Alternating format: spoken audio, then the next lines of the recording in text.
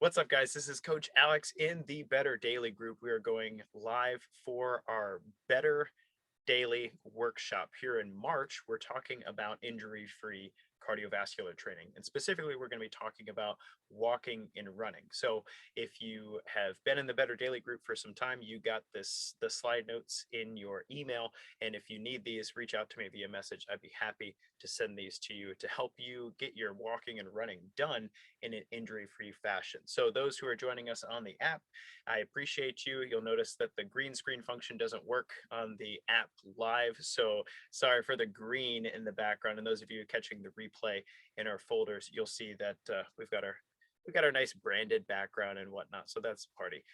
And if you are joining us and you have questions about this, I appreciate you typing those in and asking them live. And I'm looking forward to getting through those questions and doing them justice as we're getting through our injury-free cardio. So what are we doing tonight? First, we are going to talk about why cardio. This is an extremely important part of getting the most out of your exercise program and understanding what cardio does and doesn't do for you.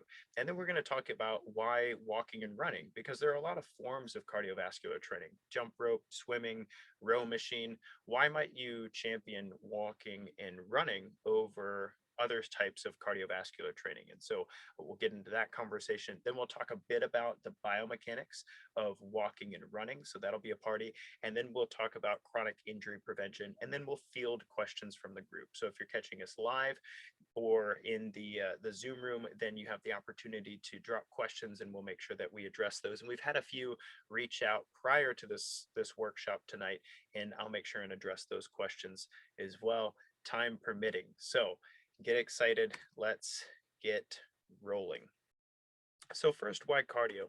This is a question that actually comes up pretty frequently in training circles, not so much with clients, which is kind of funny because you would think that folks would ask more questions than trainers generally ask. But this is actually something you'll hear in the health and fitness world sometimes. Should I do cardio at all? Should I be weight training only in the time that I have each week? And there might be some considerations about why you shouldn't do cardiovascular exercise. But what I hope you take away from our conversation tonight is that cardiovascular training is about the adaptations that come from cardiovascular training and not just the calories burned from cardiovascular training.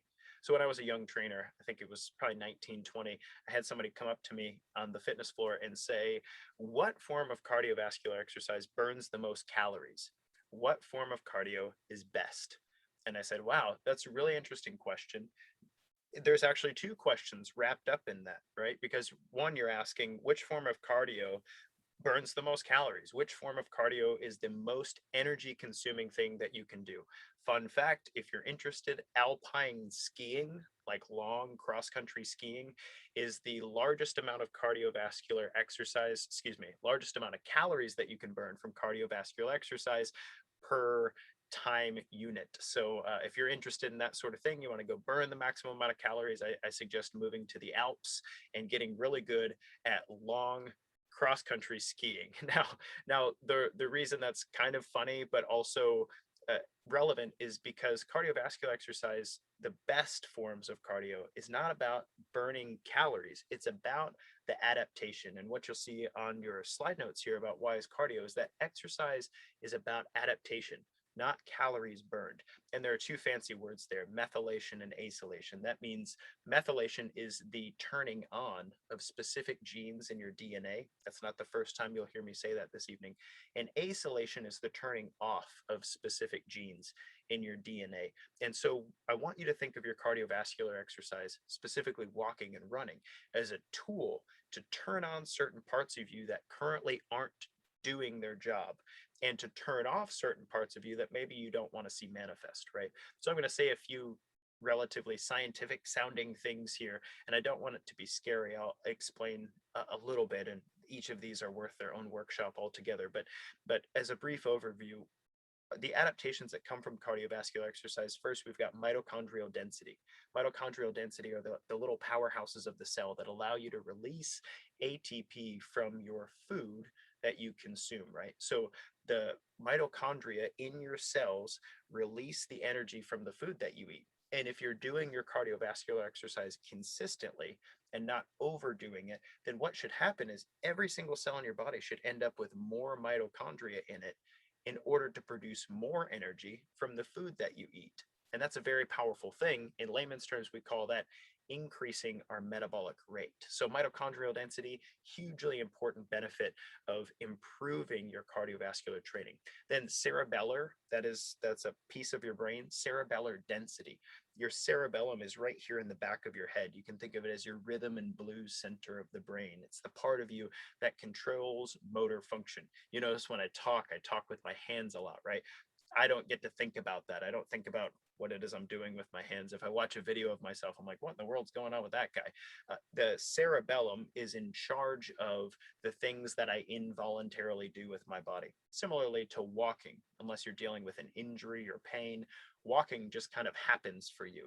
That's dictated by the cerebellum. So cardiovascular exercise actually increases the density of your cerebellum. And that's really powerful because we find that dense cerebellums are negatively correlated with things like Alzheimer's and dementia.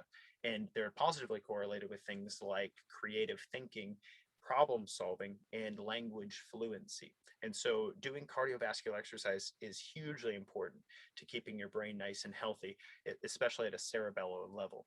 Now, oxygenation of the organs is very important as well. When you get moving and you get your heart rate up, one of the things that happens is you get an increase of oxygen flow into your bloodstream and then into your organs. So the liver, the kidneys, the spleen, your brain, your heart, all of those things get a nice injection of oxygen, which helps you recover not just from the exercise, but also helps your body stimulate different growth processes and regeneration of those organs. So if you want a healthy heart and a healthy liver, healthy kidneys, then cardiovascular exercise, getting that heart rate up and oxygenating the bloodstream is extremely important.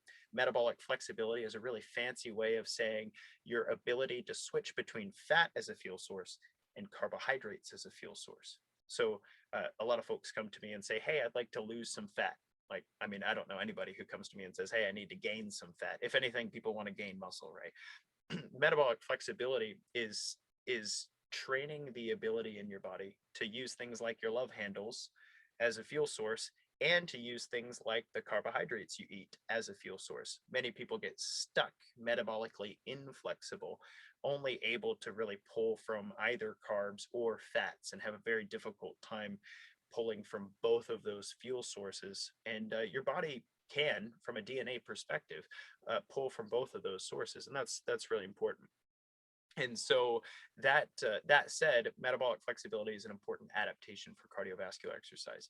And sometimes you'll see me kind of look up on this video, and those are our live comments from the group in Better Daily. So I appreciate you, Scott. He's saying, man, I need a Fitbit so I can see my heart rate when I run. And that's actually something we'll talk about, is tracking the intensity of your cardiovascular exercise in your mesocycles. So the fifth adaptation we're looking at here is your mood boost, right? If you've done cardiovascular exercise before, you notice you always feel better afterward, unless you like stepped on a rock weird or in an ant hill. I live in Podunk, USA. Sometimes running on the side of the road leads to a fire ant hill. And so there have been times I've finished my run with a little less of a good mood than I started.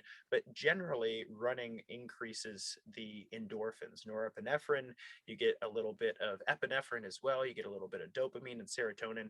And so what's really powerful about cardiovascular exercise is you can actually improve your mood. And we found in several studies with anxiety and depression that not only your immediate mood is impacted, but your overall mental health is positively impacted as well. And you'll see that on the sixth point there is with regard to cardiovascular adaptations. Last but not least, if you want to think of this as a useful oversimplification, because there's a lot more worth saying about the difference between cardio training and weight training, and I don't want to spend a lot of our time on that tonight since our topic is specifically walking and running, but a useful oversimplification might be to say that weight trains your muscles, which are your engine of the body. And when I say weights, I mean obviously resistance training, your bench press, your lat pull down, your row, your squat, right? Weights train your muscles. Those are the engine of your athletic body. But cardiovascular exercise trains your energy systems, which is your fuel system of the body, right? So some people make the mistake of doing too much weight training and very little to no cardiovascular training, which is kind of the equivalent of being a Corvette, having a great engine, but having like this teeny tiny gas tank, so you don't make it very far down the road, right? And then some people make the mistake of training a lot of cardiovascular exercise and very little weight training, which is kind of like being a weed whacker with a one-cylinder engine and a big giant vat of gasoline to pull from.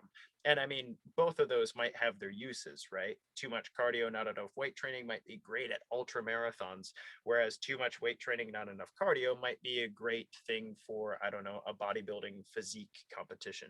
But for most of the people that are a part of our Better Daily community, we're trying to find that healthy in between that takes the benefits from cardiovascular exercise and the benefits from weight training and puts those together. So when I speak about programming your cardio intelligently and performing that part of your workout well, you'll hear me talk about putting those things together pretty frequently. So if you're on either side of that spectrum, more power to you. Keep doing what you're doing. That said, most people aren't ultra marathoning or bodybuilding, so we fall nice in the center there. So why walking and running versus other modalities? Now some of you listening to this might have some injuries that prevent you from enjoying a regular walking, hiking, jogging practice, or even a running practice. So that said, as I'm talking through preventing injuries, I hope some of that will help you be able to incorporate walking and running into your world. But if you're not wrestling with an injury, I have a compelling reason why you should at least work to make some walking and running a part of your cardiovascular work. So first, I mean, it's relatively simple. Running and walking are the lowest cost things you can do from a cardiovascular perspective. You don't need a pool. Pools can be expensive. Memberships to places that have pools are expensive. Stairmasters, I love those to death, but they can be pretty expensive as well, right? Generally, as far as walking and running is concerned, you need a decent pair of shoes and some, I don't know, open space, and you can go do that.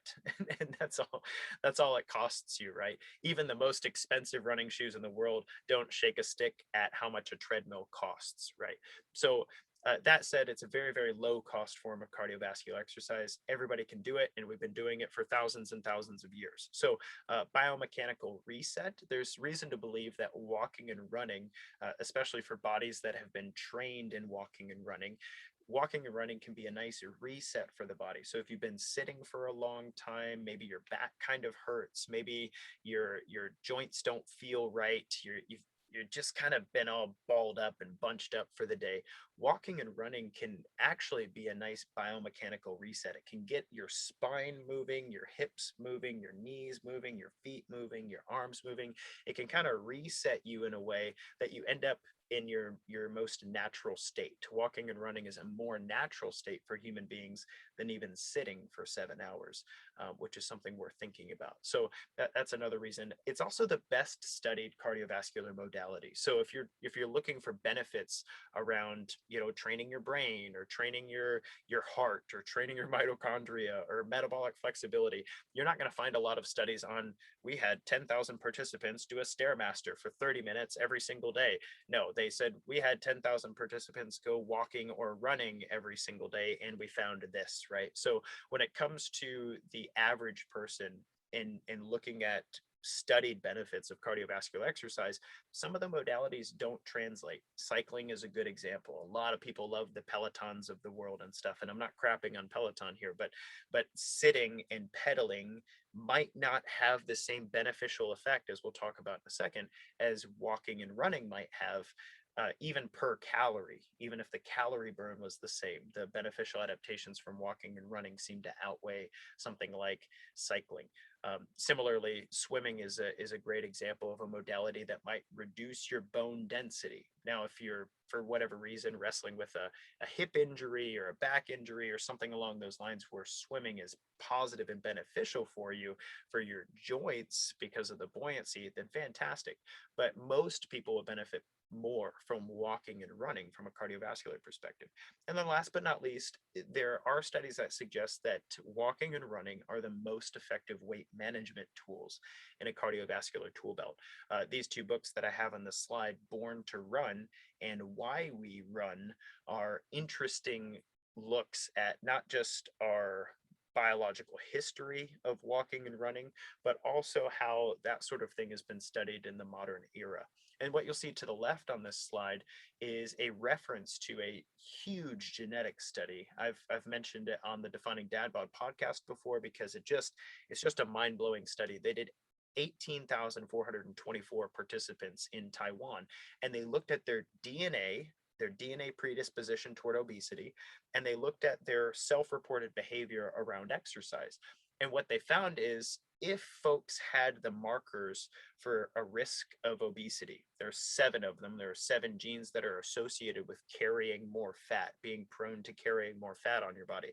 If these individuals had the 7 markers for obesity, what they were looking at is uh, are there certain ways you can exercise that those genes just don't seem to manifest themselves? They measured waistlines, they measured weight, and they asked these folks with the 7 markers for obesity, what do you do for exercise? And what they found was pretty fascinating because they asked a bunch of different questions about exercise, things like tennis, things like cycling, things like swimming, yoga, tai chi, weightlifting, running, walking, jogging. And what they found is that in this study, the folks who had the genes for obesity that weren't obese, okay, so from a genetic perspective, they had all the risk factors to be fat. They had the risk factors to carry more fat than they want on their body, than is good for their body. The folks who didn't manifest those were actually the ones who were jogging, walking, power walking, mountain climbing, or doing yoga.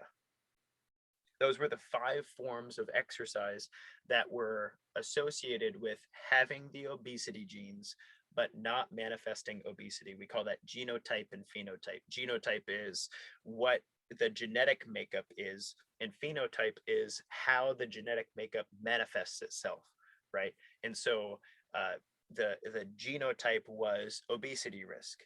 The phenotype was if you were jogging, especially jogging was the folks who reported jogging regularly were the folks who had the lowest BMI of the groups with obesity genes. In fact, none of them were overweight compared to their counterparts who were cycling or swimming.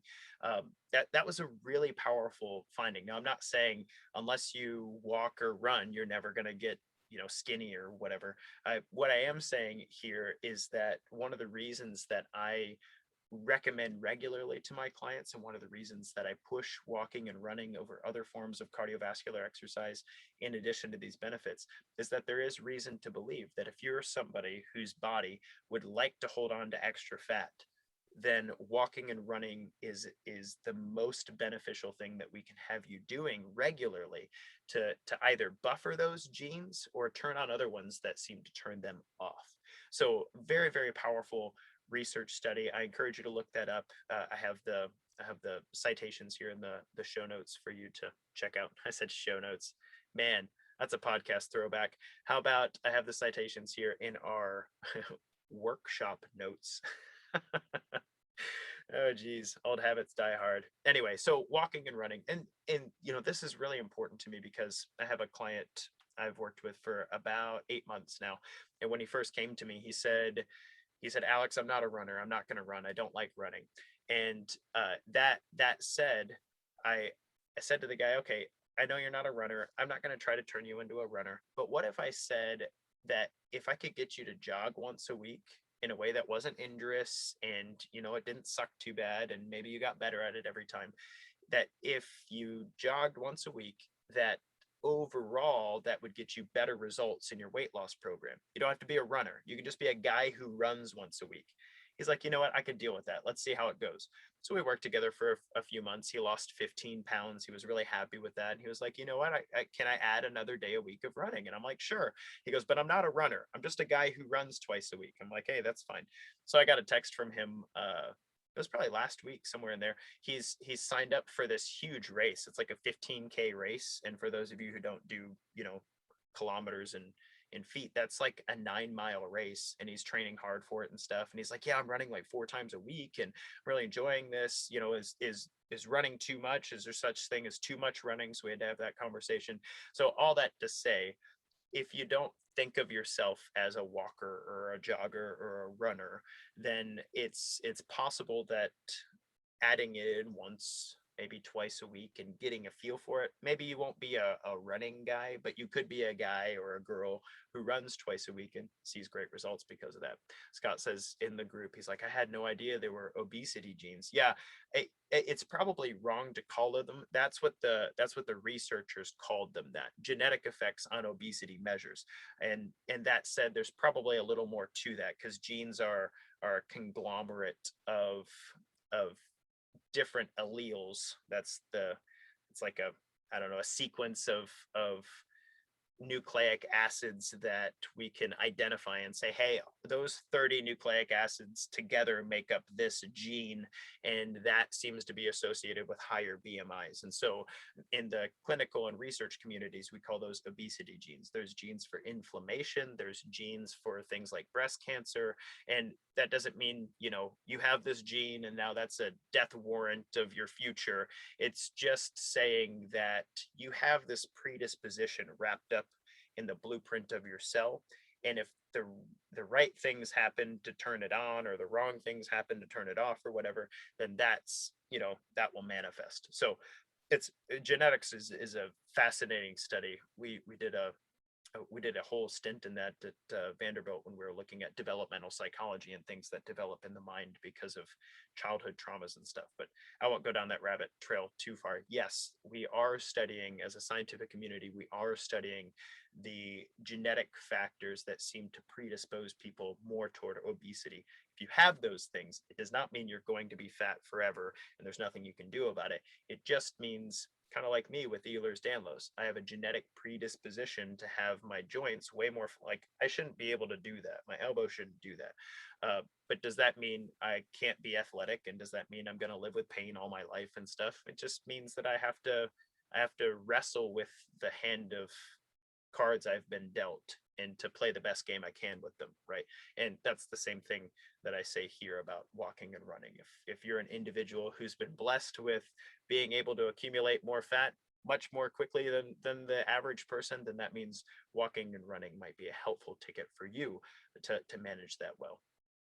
So the biomechanics of running, they can be intensely complicated. And there are folks who literally go to school to study running for a decade, and then they help the most elite athletes, and you know, generally they get paid by shoe companies to help them develop ways to make people who aren't good at running feel like they're good at running, or at least prevent injuries and whatnot. And so that said, the biomechanics of running can be intensely complicated.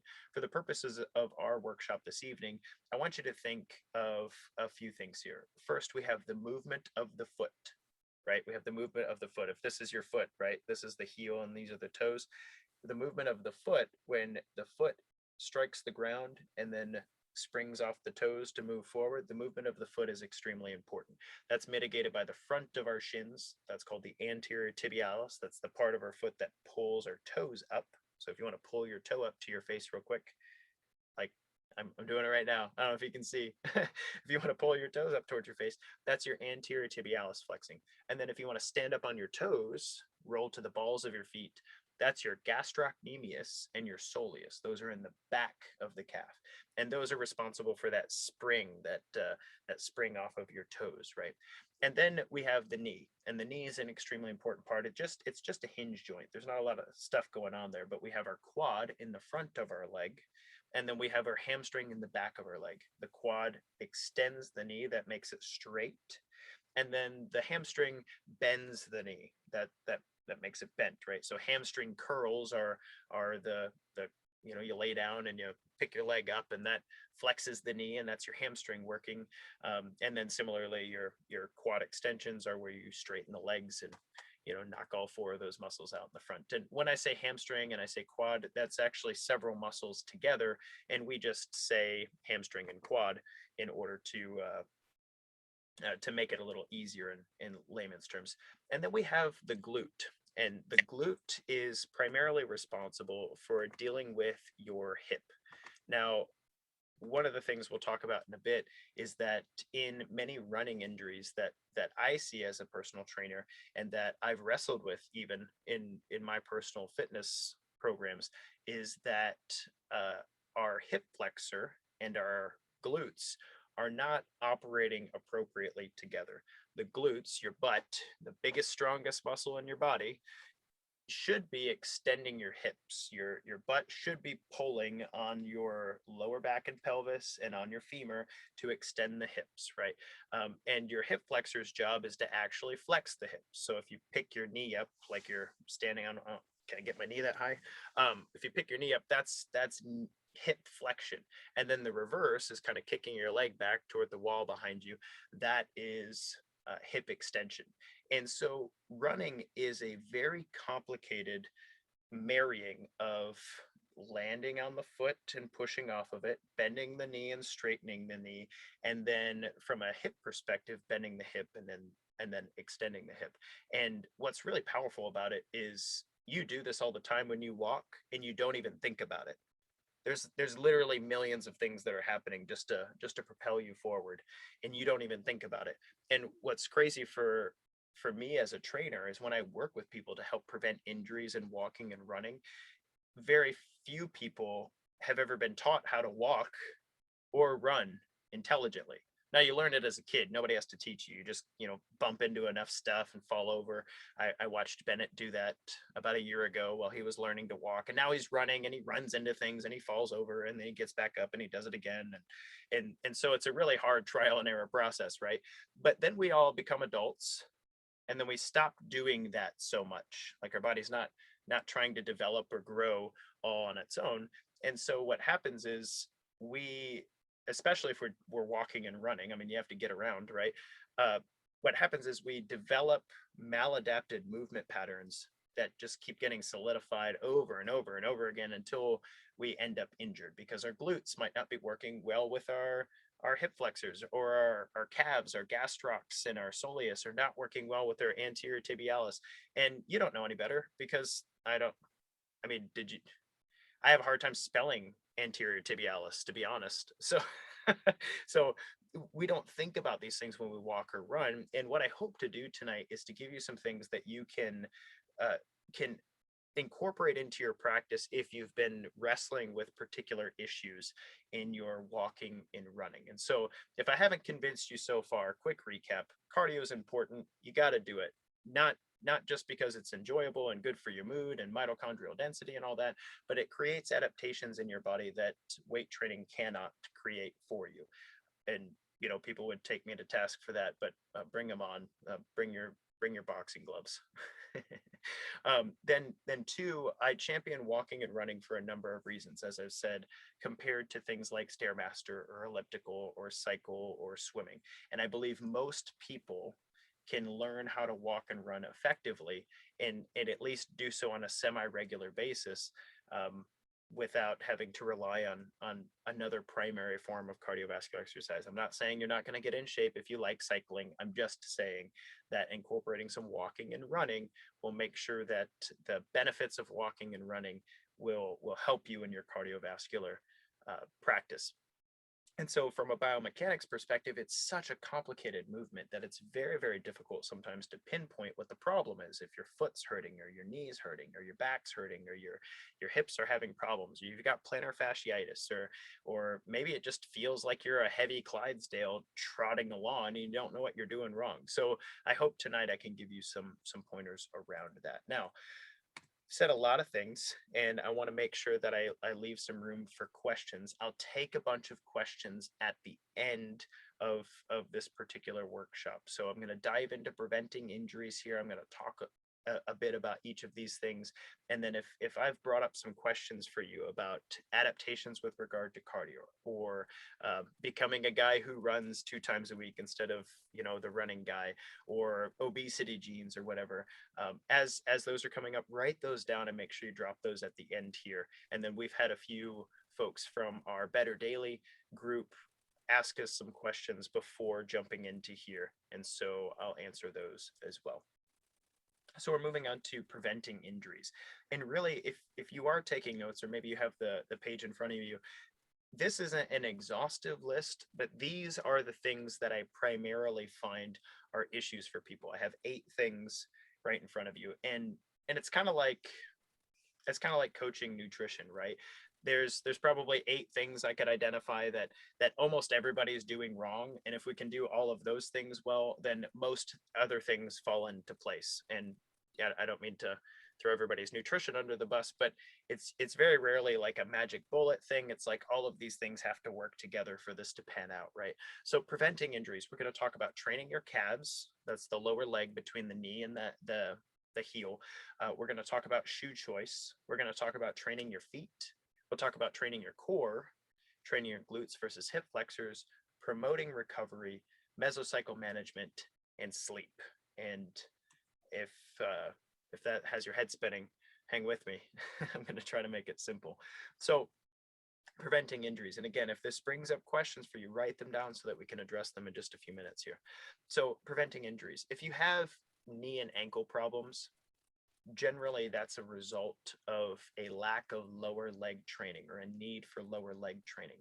And lower leg training, there's actually quite a few things that go into this, but the very start of lower leg training is calf raises, both from a seated and standing position through a full range of motion, right? Okay, so coming back to the footfall, some people heel strike, some people land in the middle of their foot, some people run on the balls of their feet, right? Ideally, you will, it's a light heel strike with a middle foot dominance, unless you're sprinting, which is always on the balls of your feet, right? But many, if you hadn't gathered, my hand is a imaginary foot here. Is what I'm showing you in this video. But if you're wrestling with knee and ankle problems, your foot, your knee, your ankle, in this particular strange analogy I'm making with my arm here, my elbow is analogous to the knee. Generally, the issues here in the lower leg. The front of the lower leg would be called the anterior tibialis. The back of the lower leg is your gastrocnemius and your soleus. The gastrocnemius is the big part of your calf. For somebody who has really defined calves, that looks kind of like a big scoop of ice cream right under your knee. And then the soleus is kind of like the ice cream cone that goes under. That's what my training students used to call it. The soleus was the ice cream cone, and the gastrocnemius was the 2 big scoops of ice cream on top, right? So calf raises, when you come up on your toes and you come down, if you're on a step, you can even go lower and get a nice deep range of motion and really drop those heels and then come all the way up. Calf raises in a standing position will exercise the gastrocnemius. The gastrocnemius is responsible for the spring in your toe. It lets you kind of bounce back up from the run. And then seated calf raises, it doesn't feel very different when you do them, but it is a very different movement from a muscular perspective. When you do seated calf raises, so you're sitting like on a chair, or maybe you have a seated calf raise machine in your gym, and you put the weight on the knees rather than standing with the knees extended, that actually hits the soleus. And this is really important because the gastrocnemius is responsible for pushing you forward in the run. That's the spring from your toes. But the soleus is responsible for decelerating your footfall. That means when you hit the ground, you hit it softly if your soleus is well developed. I'll say that again because it's worth emphasizing. If your soleus is well developed, you'll hit the ground more softly. And that means that you won't be jarring your joints. You won't be like taking gravity in your ankles and your knees and your hips and your lower back, right? So many of the times that I work with people who are having a hard time with injury in their running, I start with the lower leg training. We do 2 sets, 20 repetitions, extremely slow, like 5 seconds on the edge of a step of standing calf raises. And if you haven't done that, you will walk like a duck the next day because it's a lot of work to go nice and slow through the full range of motion, keeping your ankles straight, not letting them bow out on you, and pushing through the big toe as you come up. And then similarly, seated calf raises. So having a seat, putting the weight on your knees and coming up all the way in that calf raise so that your so that your soleus can operate, and then dropping so those heels can get a nice stretch in that soleus. The Both of those exercises can be a very powerful part, and it won't take long for you to notice a difference. Don't do the calf raises and then go for a run. If you're like, do this on a day you're not running, do this on a day you're not walking. Don't wear out your calves and soleus and then go for a run, because remember, those muscles are responsible for springing you forward and decelerating your footfall.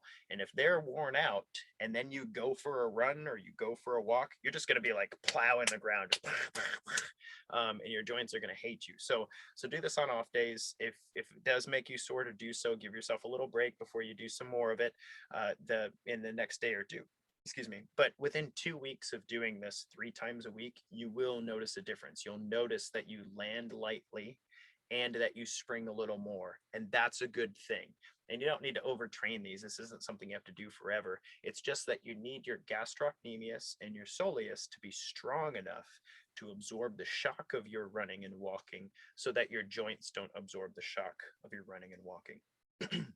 Now, really, any problem in running, I address shoes. So the next thing you see, any problem, back pain, knee pain, hip pain, foot pain, plantar fasciitis, uh, plantar fasciitis, patellar tendonitis, that's knee, jumper's knee.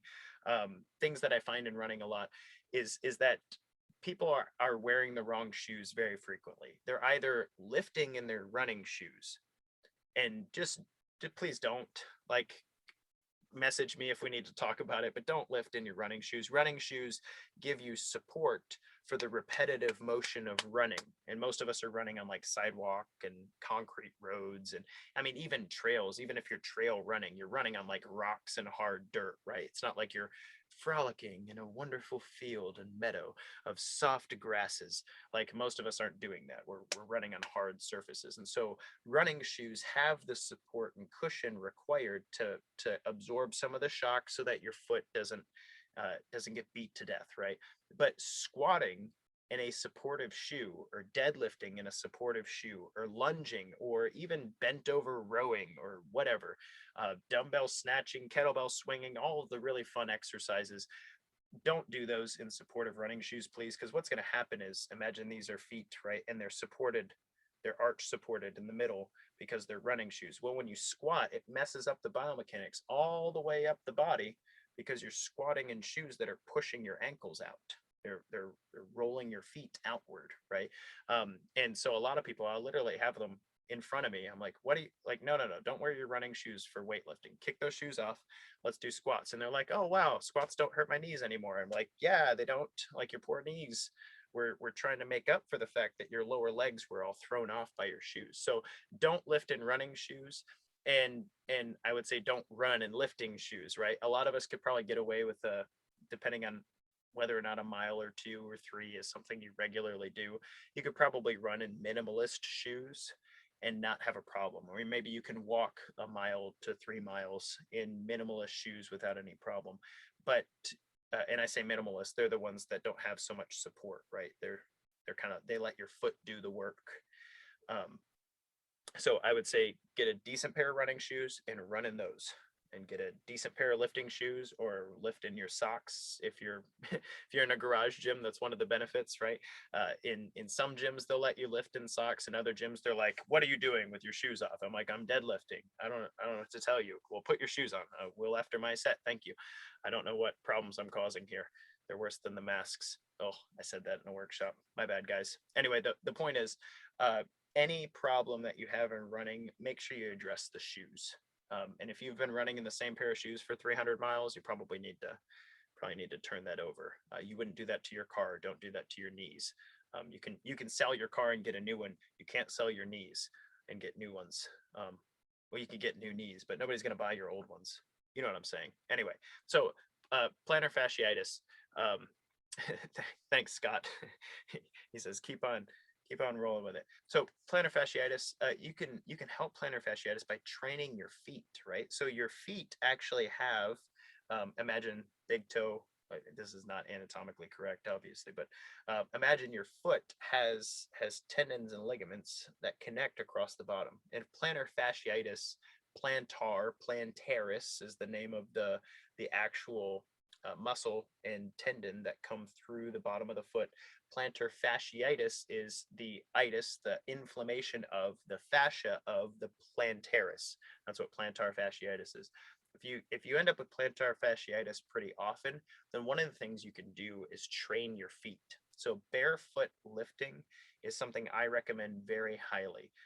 Many of the exercise videos that folks see me post over the summer and stuff from my garage gym, I'm barefoot or lifting in socks or something along those lines. And that's that's a nice thing about lifting at home is you can do that. Nobody is like, what's wrong with your stinky feet, you know? And I know nobody's put glass in my garage, so we're all good there. But barefoot lifting, even if you're doing dumbbells at home or if you can walk around barefoot on your carpet at home and stuff, what that does is it trains the density of the tendons and ligaments under the foot, and it teaches the foot to spread out its weight among your pinky toe and allows you to roll through your big toe and whatnot. That is a hugely powerful part of keeping yourself from developing plantar fasciitis. I've worked with people who sit all day and then they put on their running shoes and they go for a run. Well, their poor foot hasn't operated at all day. It's just been chilling, right? And now all of a sudden you put shoes on and you go for a run, like you're over time, what's going to happen is your tendons are going to get inflamed because of overuse, under recovery, and lack of tissue density. And so plantar fasciitis gets a lot of people messed up. And you know, my wife, she loves her like cutesy little, you know, girly shoes. I don't know. If she was here, I'd say that to her too. But being married to a master trainer means that she'll buy a pair of shoes and I'm like, how long are you going to wear those? And she's like, oh, you know, like 30 minutes. I'm like, good, bring a pair of tennis shoes. You finish those, you put some good supportive shoes on, because those shoes are going to ruin your foot. And I've got to be stuck with you when you're 80 years old and you're hobbling around because your foot hurts. Like, true story. Conversations in the Van Houten household. Taking care of your feet is hugely important. There's a lot more worth saying about that. But if you're wrestling with plantar fasciitis, one of the things you can do is barefoot train. And then you can also train the muscles in your foot by doing towel grabs. So you put a towel under your foot on like a hardwood floor or linoleum floor, and you sit there, you put your foot flat on it, and then you grab it with your toes and crunch it in, and then go out and then crunch it in and then go out, and you basically try to bunch up the towel under your foot and then, you know, do it again. It's something you can do while you're sitting there watching TV or, I don't know, teaching a 4-year-old how to subtract two numbers.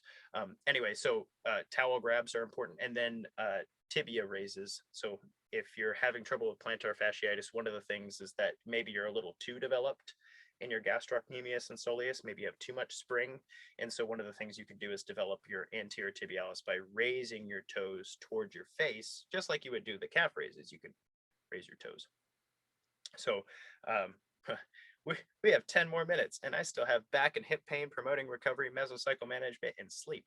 Get excited. So number 4, preventing injury, is back and hip pain. So you could train your core to help with back and hip pain. When people run, what you don't realize, everybody do this in your seat just for a second. People will look at you weird, but it's all fine. So you're driving your arms, right? What happens in your run is you can feel your pelvis wants to turn, right? Your hips want to move with the motion of your arms. Well, when you're running, your opposite foot comes forward and your opposite hand comes forward, and your lat and your glute across your back keep your hips from shifting left to right if everything's operating correctly. Now, you've probably seen folks running, and maybe this is you, where your hips shift a lot and they turn a lot.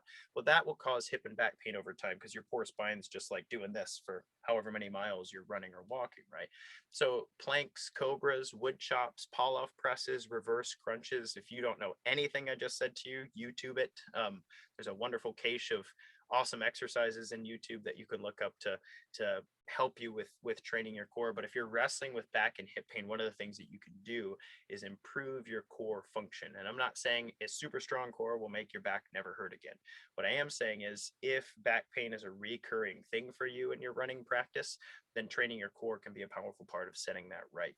Similarly, training your glutes versus your hip flexors can be a powerful part of helping you with the back, right? So most of us are sitting on a regular basis in work or in our commute or even at home sometimes. And so what that means is we're in a hip flexed position. So let's see if I can do this right with my fingers. I need to get my hips up here so I can show you. If you're sitting, that's really bad. None of that's helpful. How about, there we go. Haha. This is you sitting. If you're in a hip flex position, your hip flexors, that's in the front of your hips. Take two hands, put them on your hip bones right there. That's your hip flexors. Your hip flexors get tight and strong, and your glutes are stretched in the back. Your butt's stretched out. And what that does is it makes your glutes lazy. It's very important. If your glutes are lazy, then your lower back has to work harder. And so things like hip bridges with your butt, not your back. Put your hands under your butt on the ground when you're laying on your back and pick your pelvis up, but do it without picking your back up, and see if you can get your butt to work. And sometimes I tell people to imagine that they're cracking a chestnut between their cheeks. Sorry if that's too graphic for you, but that will help you use your glutes. And if you can use your glutes, then you'll have a lot less back issues that are frequent in your running and walking practice. And then similarly, proper squat technique, so it's not all in your quads, dropping those hips back, sitting back into your invisible chair, using your whole foot rather than coming up on your toes. That can also teach you to use your glutes well, so that when you run, your glutes won't be lazy. They'll be nice and active, and they'll be extending your hips and keeping you from back pain. 3 more, hang with me. I know this is a lot, but I hope this is valuable to you in your walking and running practice while you're furiously taking notes and going, oh man, I should check this replay out. So promoting recovery. I've said some specific things around exercise here, but I want to go to the recovery thing, because injuries are not just things that happen during your run. Injuries are things that accumulate when you break down over time and are improperly recovering, right? Because exercise is breaking you down so that you can grow back stronger. That's the fundamental idea, is that exercise is a controlled, stressful thing that causes positive adaptation, right? And so one of the things we can talk about here to promote a lack of injury for you is to promote recovery. What can you do to improve your recovery post workout, post your walk or your intense hike or your jog or your run? What can you do? Well, unless you have reasons not to, like let's say you're insulin resistant or diabetic, unless you have reasons not to, you should definitely get some post-workout carbohydrates and protein in your system after your cardiovascular bout. Now, how many carbohydrates versus proteins has a lot to do with the intensity. If it was a high intensity bout, like you did sprints, you did 100-meter sprints 10 times and maybe some 400s, that would be rough, and you would want a 4-to-1 carb to protein ratio post-workout. 4-to-1 carb to protein ratio post-workout. If my protein was sardines, which is 22 grams of protein per can, then I want 4 times that in carbohydrates. That would be 88 grams of carbohydrates. That's a lot of carbohydrates. That's a lot of pineapple, right? However, high intensity sprinting requires a large amount of carbohydrates to recover from. Now, if you're doing base training, like I just went for a nice leisurely 4-mile run and I enjoyed it, or I went for a walk and I got my heart rate up a little bit, but it wasn't super intense. On the scale of 1 to 10, it was a 3 or 4. Then I need a 1-to-1 carb to protein ratio. And that's really the gambit, right? 1-to-1 carb to protein ratio for low intensity bouts, and 4-to-1 carb to protein ratio for high intensity bouts. And there might be some reasons that that's not for you. And there's several reasons why that might be the case. But for many people that I work with, getting a prevention of injury in their walking and running practice requires that we get some carbs and protein in. And then inflammation management. So inflammation is a positive thing. It's the process by which the body heals itself from damage. Inflammation is a positive thing. However, inflammation that runs rampant and never gets to finish its job while other things are causing more inflammation, that's a bad thing. That breaks down tissue over time, right? The factory never gets to shut down and nothing ever gets to repair itself. So things like managing potential food sensitivities, like I'll work with people who are obviously dairy intolerant or sensitive to dairy, and they know it because when they eat dairy, they end up with digestive issues, and they don't correlate those digestive issues to inflammation, which is causing some of the injuries in their running practice. So once we get their food to stop bothering their gut and stop causing global inflammation, then we see a positive progression in whether or not they get injured. So managing your inflammation very well is an important part of preventing injury in your exercise practice, letting your body recover well, and not causing undue inflammation. Things like alcohol, excessive caffeine, those things can be bothersome to the inflammatory process. And then stress, if you're super stressed at work, it's a bad time to increase the amount of miles that you're running in a day. So if you've been training to run a 3 mile or 4 mile, maybe a 10 mile, and that's normal for you, then a stressful day at work won't really set you back too much. But if you've had an extremely stressful week or an extremely stressful day or whatever, and then you do more than you're used to, like for instance, a lot of people are getting vaccines right now, and I'm not saying I'm against vaccines by any measure or stretch of the imagination, but vaccines are a stress on the internal inflammatory response of the body. That's what they're supposed to do. They're supposed to tell the body, hey, you respond to this thing, so that if you do get sick, you don't respond to it poorly. Like you know the drill, right? That's an internal stress. It changes the way the body responds to exercise. And people don't understand, your body can't draw from, a bunch of different buckets. It's got one stress bucket. And this is the only bucket you get. And you get stress from work, and you get stress from your vaccine, and you get stress from bad sleep, and you get stress from an argument with your spouse, and your kids are driving you crazy. And then you go for a longer run than you're used to, or you go kick your butt on a longer walk than you're used to.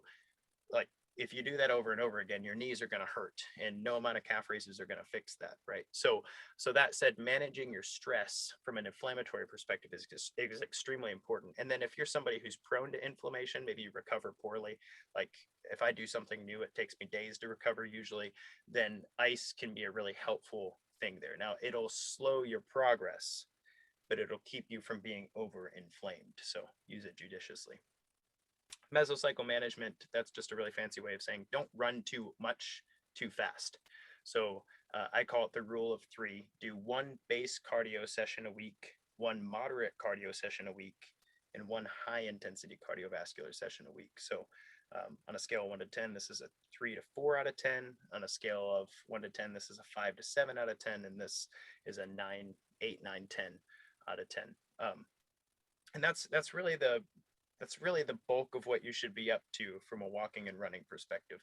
I find that when people start to exceed the 3, and they're running 5 times a week, then they end up injured. And maybe 3 is a lot for you, and you could start with 1, or you can start with 2, and that would be great. But mind your volume and intensity. Don't try to run farther and faster at the same time. Pick one. I'm going to run more miles this week than last week. That's great. Don't try to run faster.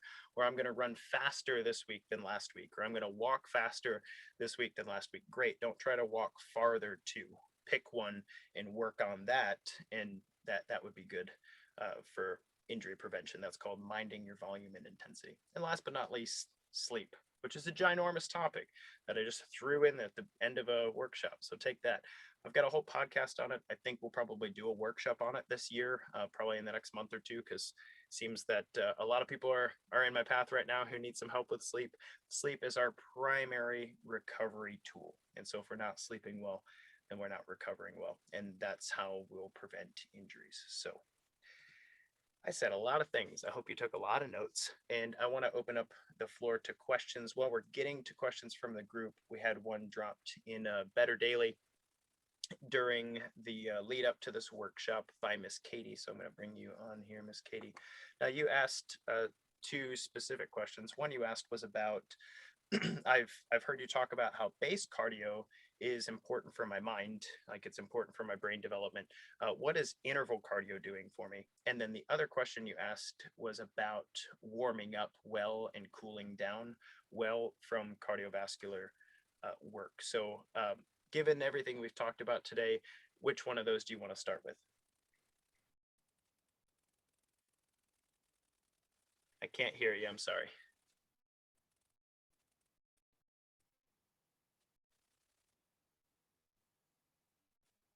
Still can't hear you. Sorry.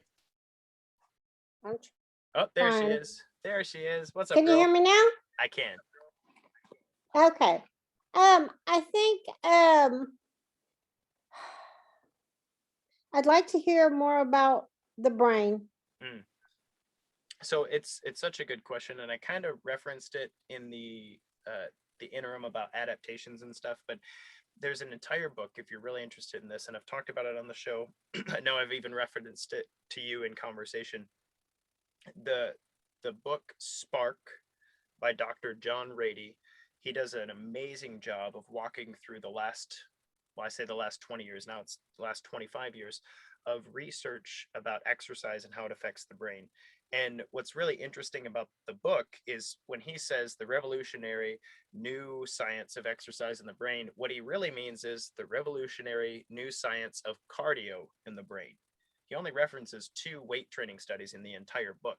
The rest of the book is about cardiovascular exercise and depression, anxiety, creativity, pregnancy, developmental growth of fetuses, and all that stuff. It's really, really powerful book. But that said, base training, specifically in the studies that have been done on exercise around like immediate effects for the brain, base training seems to increase um, the level of creativity in the moment.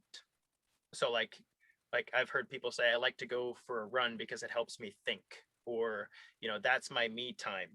Like my mind wanders and it's nice. And some people have told me about that, or have told me that about hiking or walking, that they like to hike or walk. Their mind kind of it wanders. It's a time for prayer and meditation, right?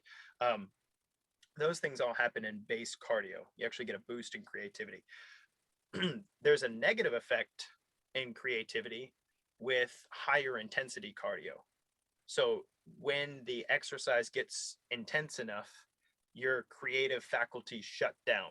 And that would make sense, right? Your body's kind of shunting blood flow and resources to the rest of your body that kind of has to deal with the uptick. So your brain isn't overly oxygenated. But the benefit of high intensity exercise in the brain is that in those moments when the brain's kind of deprived from oxygen and has to focus, you get an extremely high increase in BDNF, which is brain derived neurotrophic factor, after the bout of intensity. Brain derived neurotrophic factor is like Miracle Grow. It tells the brain, hey, we just went through something stressful. We're going to need some new neurons to learn from that stressful experience. What's cool about exercise is there's nothing to learn. Like you don't have to, well, maybe there's something to learn. That might be the best way to put it, but you don't have to like, oh, I've learned that the treadmill is a dangerous place. I need to watch out for that. That's not really quite, your brain doesn't say, oh, I have to learn something from this situation. It just increases the resources for learning in life in general, and that BDNF stays elevated 4 times the normal amount for the next 24 hours ish after a high intensity bout. So it's really cool. It's like if you do enough base training cardio, it can be part of like a prayerful meditation practice. It can enhance creativity, help you solve problems, that sort of thing. But overall, getting some high intensity work in your cardiovascular exercise can actually increase the brain's ability to I say grow. I don't mean grow in size. I mean grow like children grow. It puts you in the similar state as a child whose brain is on fire and learning new things, and it puts you in a similar space there. So we're also learning that sort of impact from interval cardio, that high intensity stuff, even short bouts of it, even bouts as long as 10 minutes, can have an effect over time on depression and anxiety as well. And I say we, the scientific community, thinks that what we're doing is giving our brain the resources that it needs in order to recover from whatever's wrecking us or whatever's lacking in the structures of our brain that cause depression and anxiety. So a really powerful topic. I'm glad you brought it up. Does that give you some more to chew on, or do we have a follow-up question? Yeah, it does. It really does. I guess I knew that, like you said, but uh, I don't, I couldn't ever remember us talking about the high intensity cardio training. And so, uh, thank you for that. Thank you. You got it. To the Better Daily, if you're watching live and you have a question, you're welcome to drop it in the comments. Looks like Robin's also joining us live. I've said a lot of things. Robin, have I created any questions for you? No, sir, not at this time. Cool. I hope your brain's percolating and you're excited for your walk tomorrow. I am. Awesome. And I'll be talking to you soon. Looking forward to it. Good. Wow. So we did that in 1 hour and 6 minutes. Well done, everybody. Way to keep up with me. Nice job.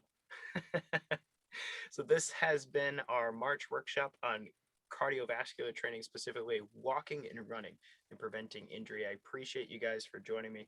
Those of you who joined me live in the app and watched my green screen as it is green, thank you for joining us there. This will be archived in our replays so that you can come back to it or share it with other friends in the group. So thank you guys.